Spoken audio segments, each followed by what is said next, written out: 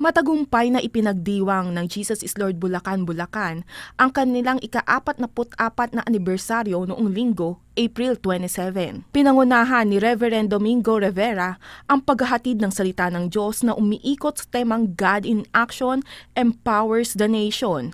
Paliwanag ni Pastor Michael Pastrana, Municipal Pastor ng JIL Bulacan. Dahil ang church ng JIL ay actively participating in nation building. Every 3 years, ginagawa natin ito na ikonekta ang anibersaryo sa sitwasyon at kasaysayan ng bansa. Naniniwala tayong aayos ng bansang ito kung ang Diyos mababalik sa sentro ng bansang ito. Bagay na sinang-ayunan ng attendee at dating KKB member na si Sister Ella de la Cruz. Ang DNA po talaga ng JIL po is hindi lang po para sa Diyos, kundi din po para sa bayan. Sa loob ng 44 na taon, marami ng pagsubok at hamon ang hinarap ng JIL Bulacan.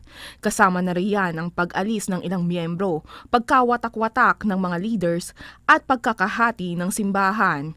Ngunit tunay na naging matapat ang Diyos sa kanyang mga tinawag kung kaya't muling nakabangon ng simbahan. For the past 44 years, kung babalikan ang istorya, dumaan ng JIL Bulacan sa, shall I say, leadership conflict. Na-shake ang foundation ng church and the leadership. Sa panahon ng inistay namin dito, natutuwa kami kasi hanggang ngayon nananatili sila at kumbaga, we work as one now, as a team. Kinuha na rin ni Reverend Domeng ang pagkakataon na paalalahanan ang mga Kristiyano na magkaisa at bumoto ng tama ngayong paparating ang eleksyon. Simulan po natin na magsama-sama tayo, tumayo tayo ng may paninindigan, nakatungtong sa tama, nakatungtong sa prinsipyo.